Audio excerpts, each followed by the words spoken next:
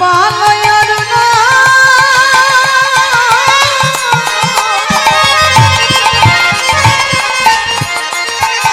আজি উদিত উদিত কুসুম বদন রে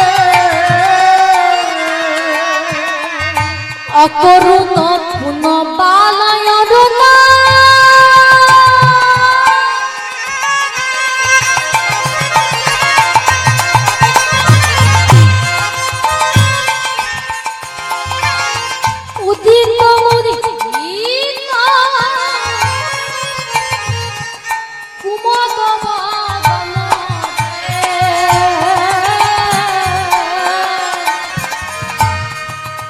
আজি অকরুণ পুন পালয়ার না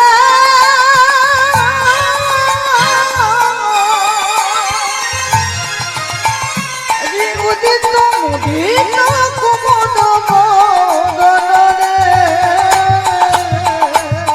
বলি কেন মুদিটি কইলি রে কেন মুদিত রইলি কেন বলি কেন মুদিটি কইলি রে কেন মুদিত রইলি বলি এখনো তুই উদয় কেন মুদিটি কইলি রে তুই উদয় বলি কেন মুদিত করিলি রে বলি এখনো তুই উদয় কেন মুদিটি কইলি রে এখন তুই উদয় ওহে বলি করুণা দিনে বালা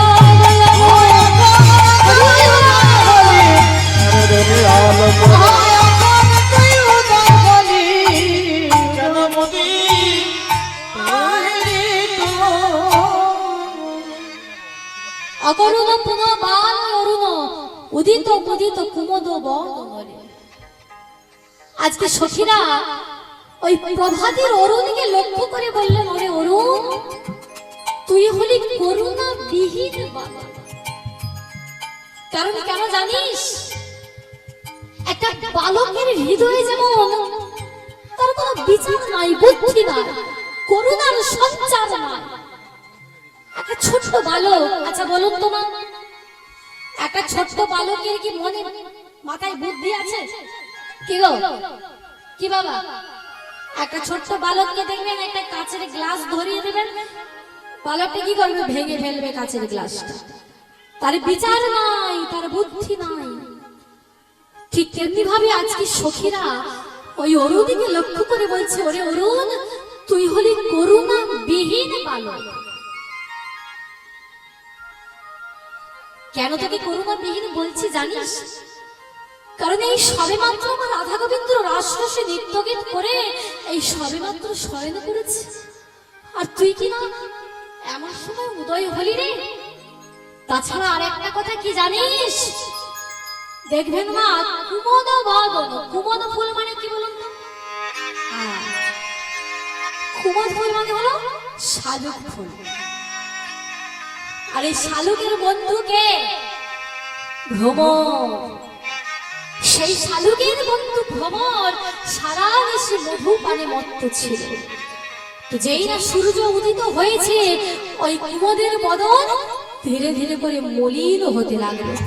যেই না মলিন হতে লাগলো, আর এমন সময় কুমদের ওই মলিন বদনে দেখে ভ্রমর কি করলেন গো, চমকে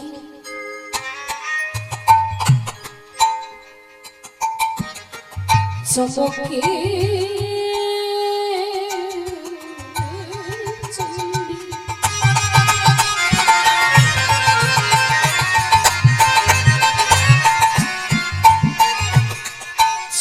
ছুরি পদ বিনিক সদন সাজে চমকি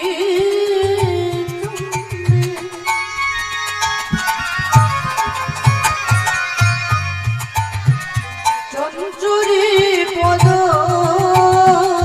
মিলিক সদন সাজে।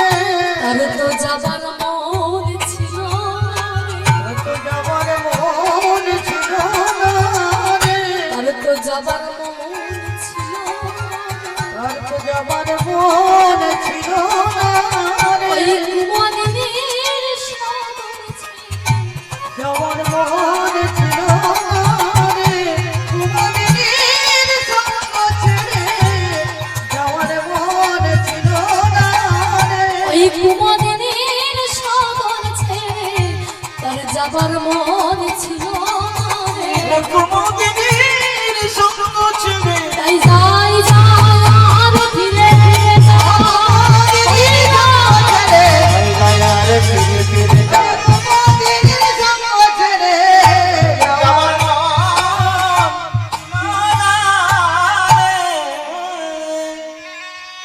এমন সময় এক সখী আর এক সখীকে লক্ষ্য করে বলছে, এই সখী, নিশি কি আছে তোর? তার প্রমাণ ওই দেখ, নিশি বুঝি আর নাই, তার প্রমাণ ওই দেখ, ঘুঘু পাখি সকল ডাকছে। তাই কি জানি সজন রজনী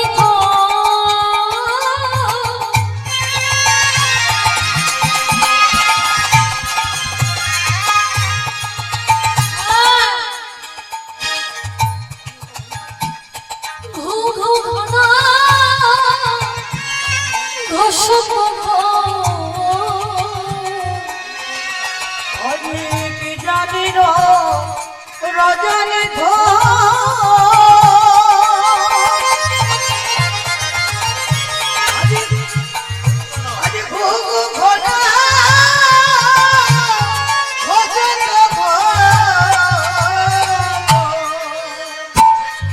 গত জমিন জিতদানিনী কামিনী কুললাজে,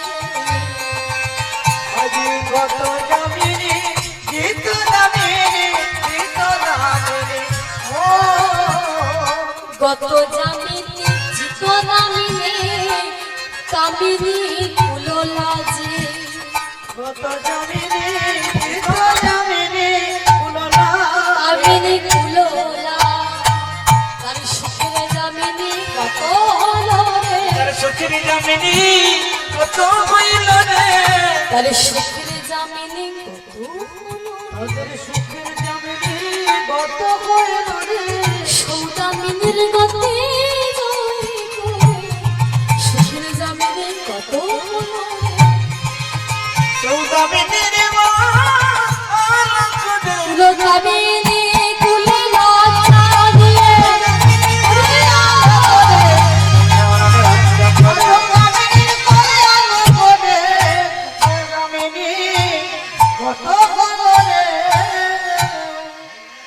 তাই এদিকে আর এমন সময় সখীরা মনে মনে চিন্তা করছে নিশি আর নাই।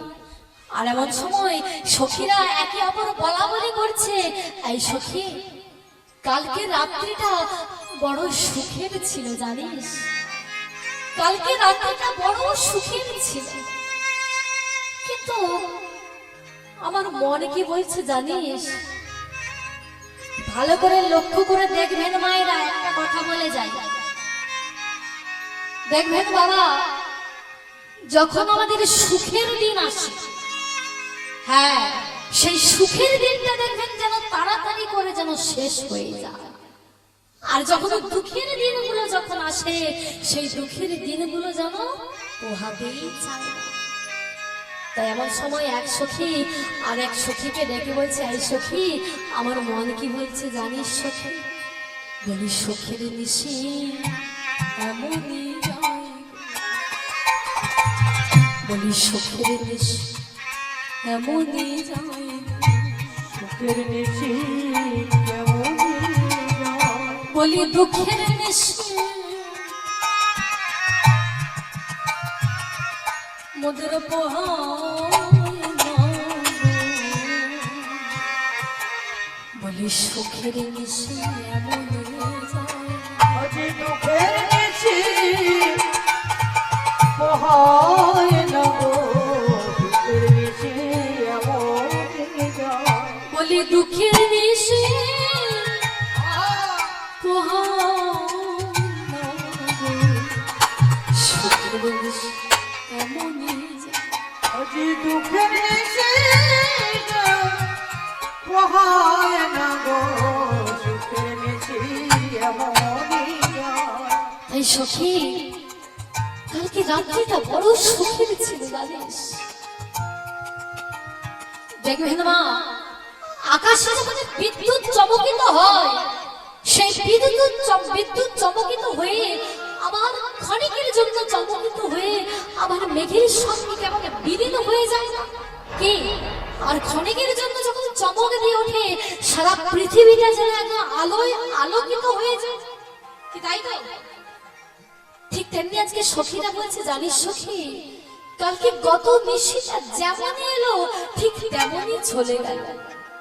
তাই সখীরা আজ মহা চিন্তায় পড়েছে, তারা কেমন করে তারা সবাই বাড়ি ফিরে যাবে এই নিয়ে তারা মহা সংকটে পড়িল, চিন্তায় পড়ে গেল।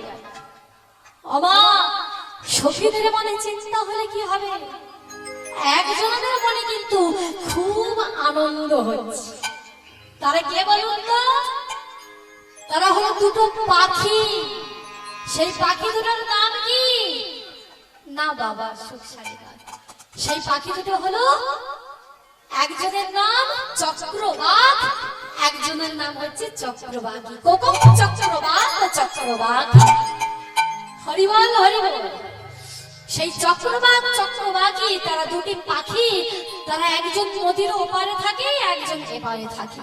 যেই না নিশি প্রভাত হয়েছে তাদের মনে আনন্দ আর ধরছে না। কেন? তাদের দুজনেই আজকে মিলন হবে বলে তাদের মনে আনন্দ হচ্ছে না। তাই তো বললেন ফুকারত হতো শোক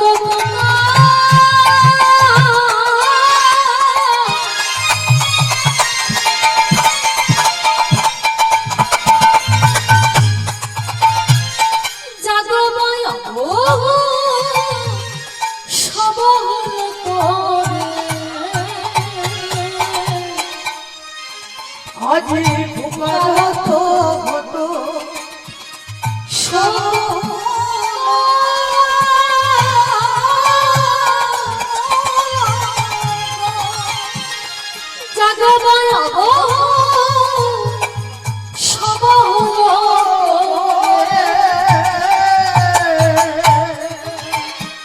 সুকসারিক পিকোকা কলি নিধুবন ভরিয়া যে।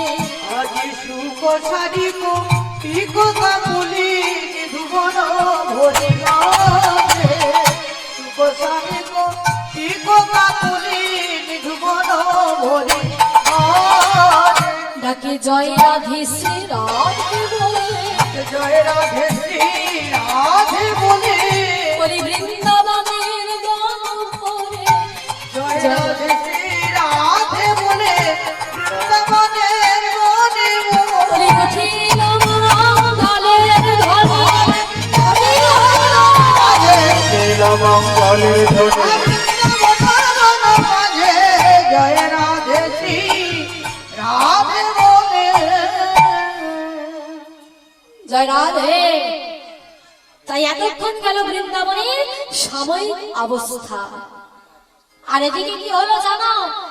এইবার বৈষ্ণব পদকবি রাধা গোবিন্দ যে শয়ন করে আছেন তাদের শয়ন শোভা থেকে বর্ণনা করছেন। হরি বল। তাদের শয়ন শোভা থেকে বর্ণনা করছেন, কি বলছেন? তড়িত জড়িত চলমা ভাতি তোহে সুখে সুতি রহিল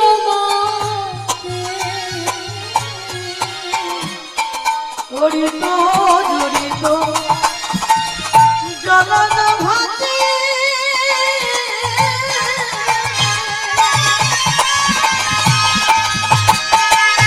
তোহে সুখে সুখ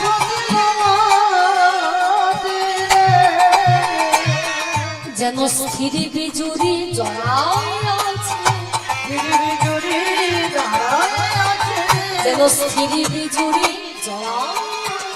যেন স্থির বিজুরি দাঁড়ায় আছে, বিজুরির চঞ্চল স্বভাব ছেড়ে দিয়ে স্থির বিজুরি জড়াইয়াছে।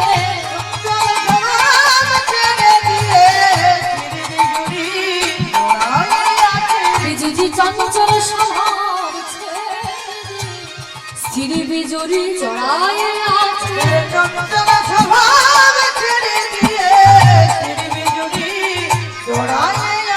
বিজুরি চঞ্চল স্বভাব ছেড়ে দিয়ে জল ভরা মেঘের গায়ে, জল ভরা মেঘের গায়ে, জল ভরা মেঘের গায়ে,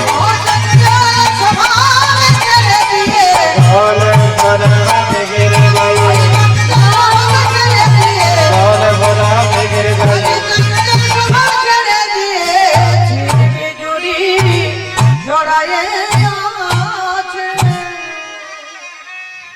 কি বললেন? তড়িত জড়িত জলদ ভাতি দোহে সুখে সুতি রহিল মাতি, তড়িত জড়িত, তড়িৎ মানে হলো বিদ্যুৎ, জড়িত মানে জড়িয়ে আছে। আহা, তড়িত জড়িত জলদ ভাতি, জলদের গায়ে মেঘের গায়ে জড়িয়ে আছে। দেখবেন বাবা,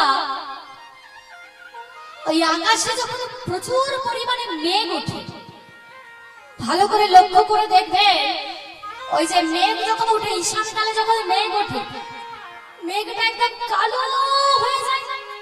কি কালো, একদম জাম ফুলের বর্ণ হয়ে যায় না? আমরা বলি ওরে বাবা দেখে দেখ দেখ দেখ, যেন কালো জাম ফুলের মতো মেঘের বর্ণ হয়েছে।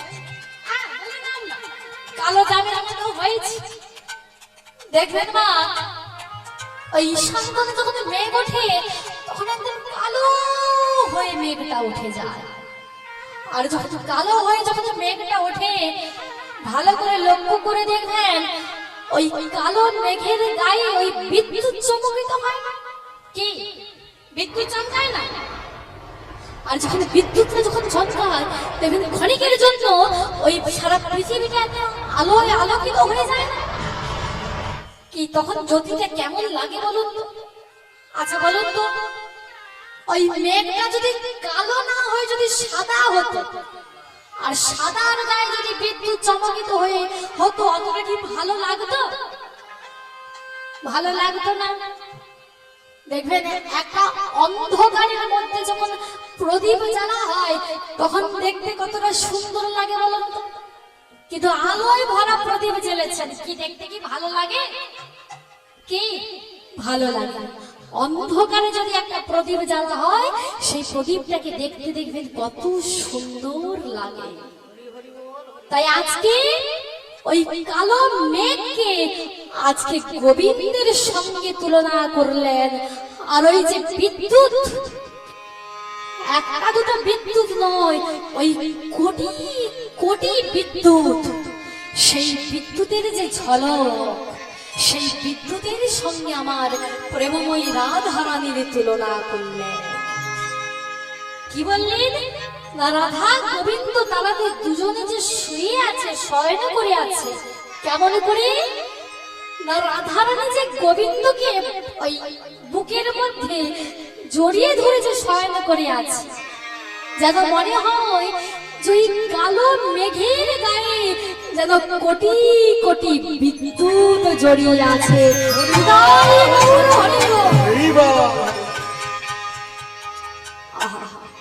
কত সুন্দর তার শোভা! লীলা শুধু শুনলে হবে না, লীলা অনুভব করো। তাই রাধারানীকে দেখে যখন মনে হচ্ছে বিদ্যুৎ, আর গোবিন্দকে দেখে মনে হচ্ছে কালো মেঘ, সেই কালো মেঘের গায়ে আমার রাধারানী সুন্দর করে, আহা সুন্দর করে জড়িয়ে আছে। আর যেই না জড়িয়ে আছে, তাই দেখে বৈষ্ণব পদকবি বললেন, কি বললেন? যিনি ভাদর রসের বাদর করুণাদর সেজি, যিনি ভাদর রসবাদর করুণাদর সেজি,